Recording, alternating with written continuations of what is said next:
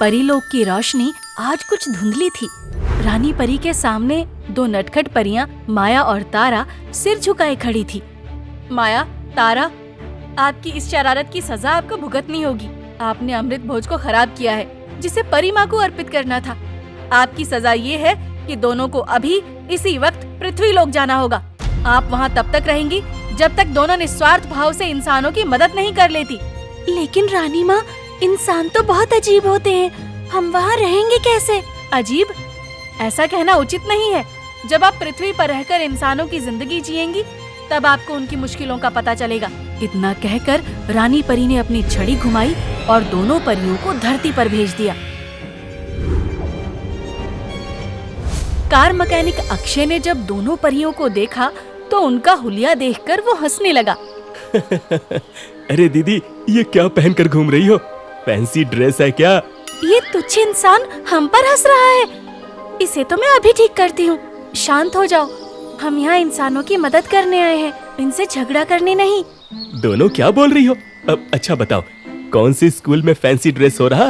ये fancy dress क्या होता है? क्या तुम्हें दिखाई नहीं दे रहा कि हम परीलोक की दिव्य कन्याएं हैं? हमें आदर से प्रणाम करो। अक्षय माया परी की बातों पर जोर जोर से हंसने लगा। अच्छा चलो, मान लिया तुम परियां हो, लेकिन दोनों यहाँ क्या कर रही हो? ये गैराज है, यहाँ परियां नहीं गाड़ियाँ ठीक होती हैं। वैसे ये खिलौने वाली छड़ी कहाँ से ली? बड़ी असली लग रही है। लाइट भी जलती है क्या इसमें? ये सब असली है और हम असली परियां हैं। ये तुम्हारे बगल में क्या है? क्यों, आपको नहीं पता? नहीं। इसे गाड़ी कहते हैं, जिसमें हम बैठकर कहीं भी आ या जा सकते हैं। ये उड़ती भी है? अरे जाओ ना, कहाँ से सुबह सुबह दोनों मेरे गले पड़ गई। मुझे जल्दी से ये इंजन ठीक करना है, वरना मेरा मालिक मेरे पुर्जे बिगाड़ देगा। तुम्हें हम पर भरोसा नहीं है ना? रुको, मैं अभी तुम्हें हमारे जादू का नमूना दिखाती हूँ। तारा परी अपने मंत्र पढ़ने लगी। ढक्कन खुला, इंजन गरम, जादू चले एकदम नरम, शुम शुम शू। पलक झपकते ही गाड़ी एकदम ठीक हो गई। ये देख अक्षय सकपका गया। ये कैसे किया तुम लोगों ने? इसका मतलब तुम लोग सच में परियां हो?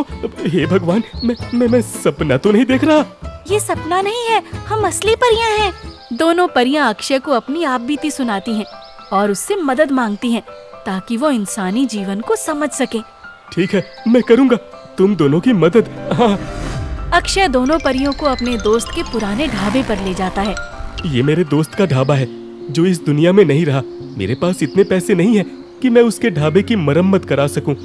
तुम दोनों ये ढाबा चलाकर अपनी सजा पूरी कर लो।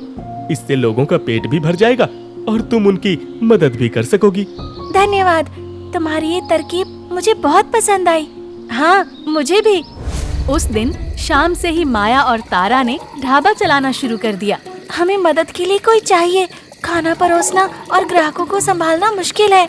रुको, मैं कुछ करती हूँ। तारा ने आटे की एक लोई ली, उस पर जादुई पाउडर छिड़का, जिसमें से जन्म हुआ रॉकी का। रॉकी, एक पनीर टिक्का तैयार करो। वाह, पैदा होते ही काम पर लगा दिया। अरे कम से कम थोड़ा घी तो लगा देती, सूख रहा हूँ मैं। ये कैसी मुफ्त रोटी बनाई है? क्या मुफ्त?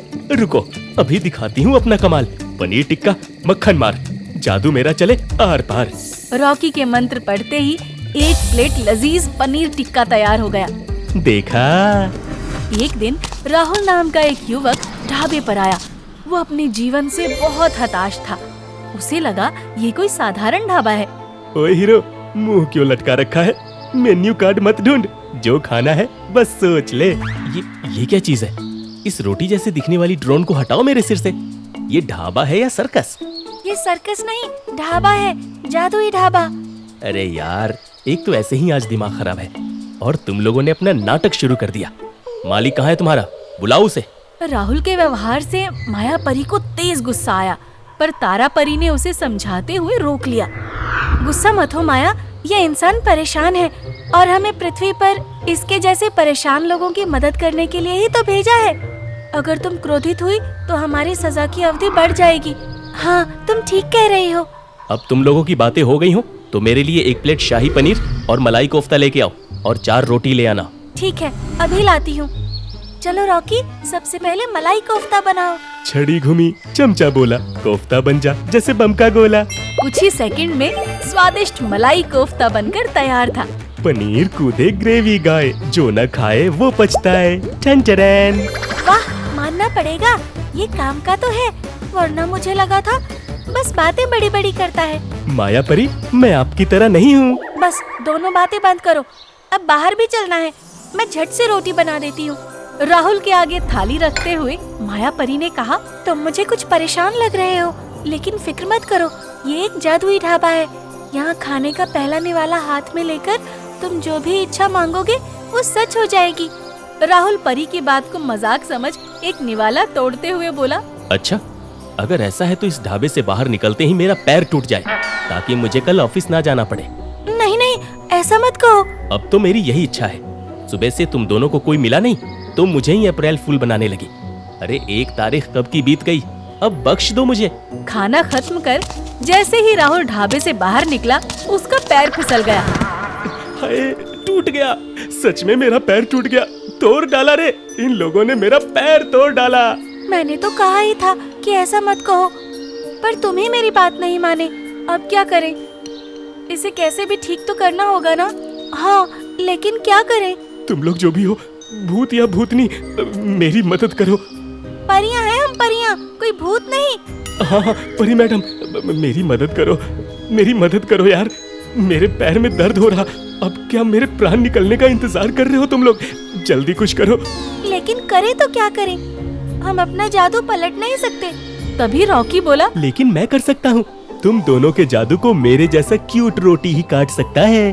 तो फिर जल्दी कुछ करो। अभी लो, घी की कटोरी, सूखा आटा, परियों के जादू पे मेरा सन्नाटा। अचानक राहुल के पैर का दर्द गायब हो गया और वो उठ खड़ा हुआ। थैंक यू, तुमने तो आज मुझे बचा लिया। अब मुझे यकीन हो गया कि तुम लोग कोई साधारण इंसान नहीं हो, तुम सब की सब परियां हो।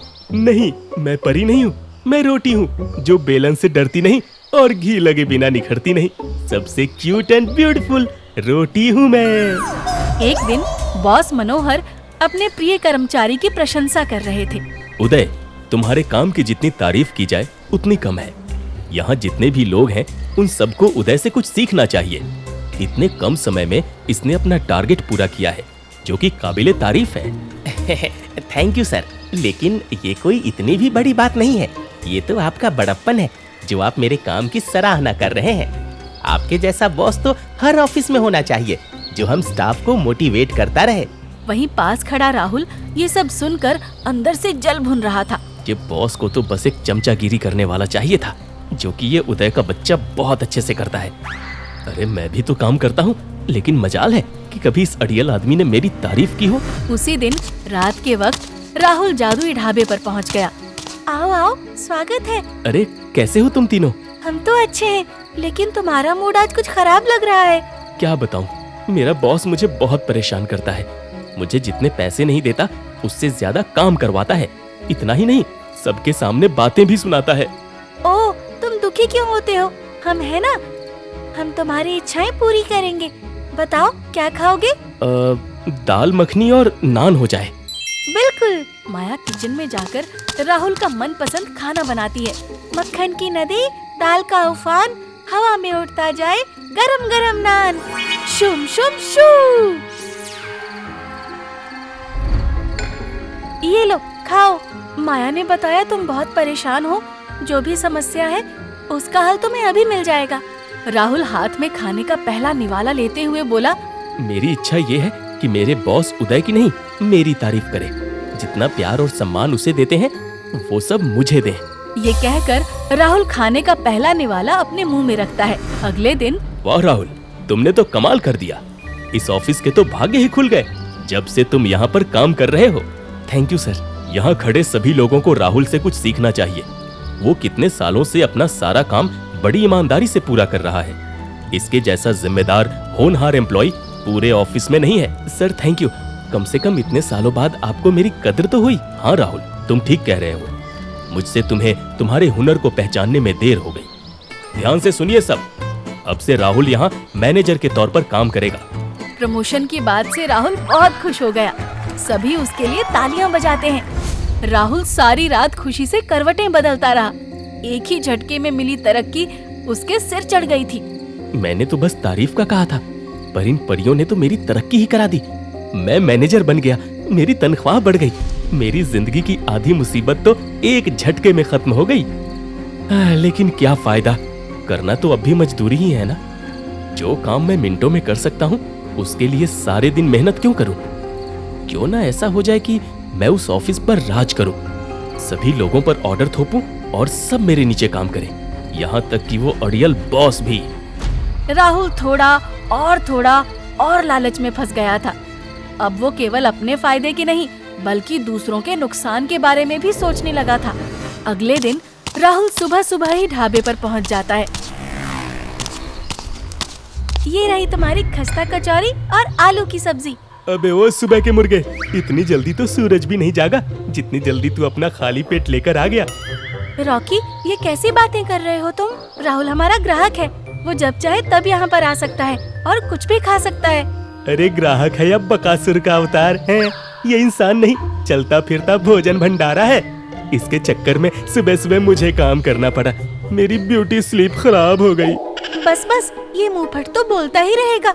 राहुल, तुम नाश्ता करो। राहुल ने कचौरी का निवाला जैसे ही अपने हाथ में लिया, उसके दिमाग में शैतानी विचार ने डेरा जमा लिया। मैं चाहता हूँ कि मेरी कंपनी का मालिक मैं बन जाऊँ और सब लोग मेरे नीचे काम करें, यहाँ तक कि मेरा बॉस मनोहर भी। राहुल की इच्छा सुन रॉकी बोला, अरे तुम बॉस बन गए तो मनोहर क्या ऑफिस में झाड़ू लगाएगा? हैं? जादुई ढाबा क्या मिल गया, ये तो खुद को राजा समझने लगा। ये तो गलत है। तुम लोगों ने मुझसे कहा था खाने का पहला निवाला मेरी सभी इच्छाएं पूरी करेगा, तो अब तुम अपनी बातों से मुकर नहीं सकते। अगर तुमने ऐसा किया तो तुम वापस परीलोक नहीं जा पाओगी। ऐसी बात है, अभी तुम्हें सबक सिखाता हूँ। लालच की मटकी अक्ल से घने, बन जा तू मालिक पर चबाएगा लोहे के चने। ये हुई ना बात, अब आएगा असली मजा। ओए मनोहर, ओए चपरासी, अंदर आ। जी मालिक, अब हुक्म दीजिए, क्या करना है? मनोहर, आज से तुम मेरी जूती के नीचे काम करोगे। जाओ मेरे लिए जूस लेके आओ। जी मालिक। सर, तुम्हें किसी ने तमीज नहीं सिखाई कि अपने बॉस के केबिन में दरवाजा खटखटाकर आया जाता है?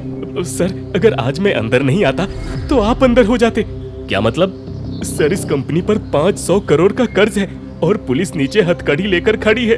आप मालिक हैं तो जेल की दाल भी तो आप ही खाएंगे ना। क्या 500 करोड़? पुलिस? जब राहुल ने कैबिन की खिड़की से झांक कर देखा तो सच में ऑफिस के बाहर पुलिस खड़ी थी। तुम खड़े क्यों हो? कुछ करते क्यों नहीं? साहब, मैं क्या कर सकता हूँ, मैं तो सिर्फ चपरासी हूँ, मेरी तनख्वाह भी आप ही को देनी है। बैंक वाले कह रहे हैं कि आज शाम तक पैसे नहीं मिले तो आपकी सारी किडनियां बेचकर वसूली करेंगे। किडनी? नहीं, मुझे नहीं बनना मालिक, नहीं बनना। पुलिस से किसी तरह छिपकर राहुल ढाबे पर भागता हुआ आया। ये क्या किया तुम लोगों ने? अरे भाई, तुमने ही तो कहा था सब मेरे नीचे काम करे, तो देखो पूरी कंपनी की मुसीबतें भी अब तुम्हारे ही नीचे हैं। रॉकी भाई, मुझे मालिक नहीं बनना, मुझे बचा लो, मुझसे गलती हो गई। ये ढाबा हम इसलिए चला रहे थे ताकि इंसानों का भला कर सके, ना कि इसलिए कि तुम अपनी जलन की आग में किसी और की जिंदगी बर्बाद करो। मुझे माफ कर दीजिए, मैं जलन में अंधा हो गया था। मुझे अब कुछ नहीं चाहिए, बस सब कुछ पहले जैसा कर दो। राहुल की बदली हुई नीयत देखकर माया और तारा मुस्कुराई। रॉकी, इसकी इच्छाओं को वापस कर दो। अभी लो, घी की कटोरी, सूखा आटा, परियों के जादू पे मेरा सन्नाटा। एक तेज रोशनी के साथ सब कुछ पहले जैसा हो गया। परीलोक के दरबार में रानी परी, माया और तारा परी और उनके साथ रॉकी भी था। रानी परी के हाथ में एक लंबी सी जादुई की छड़ी थी और सिर पर ताज। माया और तारा परी के हाथ में छोटी छड़ी थी और सिर पर ताज। दरबार में कुछ और परियां मौजूद थी। तारा और माया परी अभी भी साड़ी में थी। आप लोगों ने भटकते हुए इंसान को सही राह दिखाई है। आपने निस्वार्थ सेवा का अर्थ समझ लिया है, तो आपकी सजा पूरी हुई। अब आप वापस अपने असली रूप और अपनी शक्तियों के साथ यहाँ रह सकती हैं। रानी परी ने छड़ी घुमाई और दोनों परियां अपने असली परी वाले अवतार में आ गई। अरे लेकिन रानी परी, सारी मेहनत तो मेरी थी ना, मतलब ऐसे सुंदर कपड़े ना सही, पर कम से कम एक्स्ट्रा बटर की तो बनता है ना। राहुल को अपने जीवन की सीख मिल चुकी थी और अक्षय को अपने दोस्त का ढाबा। तारा और माया ने जाते जाते अक्षय की निस्वार्थ सेवा का इनाम उसे दे दिया था।